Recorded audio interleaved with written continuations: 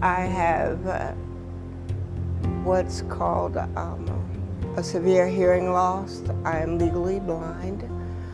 I have some vision in my right eye and almost none in my left eye.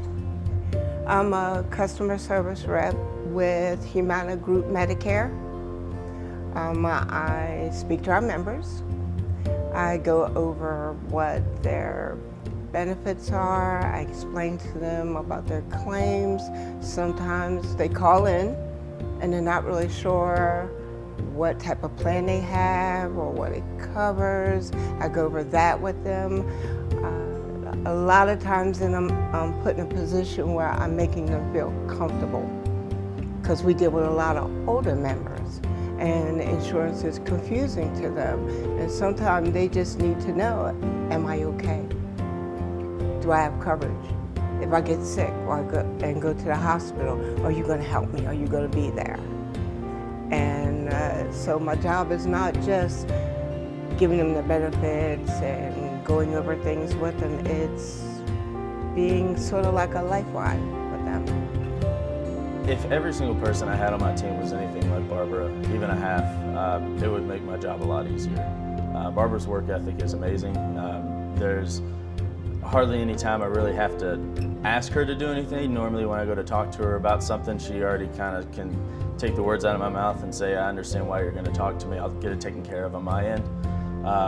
So, you know, working with anyone with any form of disability, I think it's, I don't think there's any struggle at all. I think everybody has to adapt in any situation that we have at any time. So I think that, you know, like I said, Barbara's work ethic makes my job easier. So the fact that she has a disability, I wouldn't know unless I had to work with her the way I did as far as the systems that I had to help her get. But other than that, I wouldn't have known. What types of accommodations did Barbara need to do her job? When I became a supervisor, this was my first class that I had. So there was not only a learning curve to begin with this being the first team I had, but then when I spoke with Barbara the Saturday before training class started, and she mentioned the systems that she was going to need at that point, that's when I just got the ball rolling and just started, you know, getting the systems that she would need. She needed the Zoom text to assist her in the training class, and then once we got out onto the floor, we took care of those needs as well. There was a lot of difficulties in the beginning. They weren't sure how to make Zoom text work with all of the systems that I work with. I work with quite a few, and it just, every time I pull up my systems, they would not interact with Zoom text very well, and it would cause my system to crash. It was a juggling act, trying to do as much research and testing as I could, trying to not disrupt Barbara from her work. I did a lot of testing behind the scenes, installed Zoom text on my personal computer and did a lot of testing that way. But it was definitely challenging, but it ended up working out and it was very rewarding. So I decided to try doing a remote desktop instead of just having her use one system, so that way it would alleviate any conflict between Zoom text and any of our web-based homemade programs, and that worked flawlessly from there. There were a couple things we had to figure out still with audio, with getting the dual screens to work, but it was all things we were able to figure out, and we haven't had any issues since then. They did have to put my system through a virtual system for me to work with Zoom text. There was some challenges in the beginning. Those challenges have worked out just fine so far. I'm able to use dual monitors, whereas before I couldn't. And I'm just very happy and very satisfied with the ability to use my equipment. Because when I came into Humana, they had goals. This is your job. This is what you need to do. This is what you need to meet. assistive technology allows me to do that.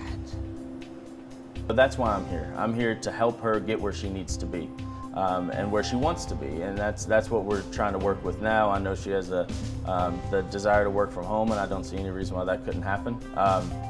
But that was really, like I said, the main thing is just getting the systems in place.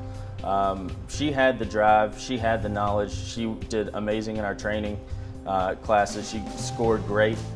So the processes and everything, she knew the processes, it was just her system needed to be up and running to allow her to get those processes done. Now it is working perfectly fine. I had some great people around me. I had a wonderful tech person, my supervisor stepped in. Everybody did their part to make this system work. She's been great. She would not hesitate to reach out to me if there was an issue, but she wasn't constantly on me.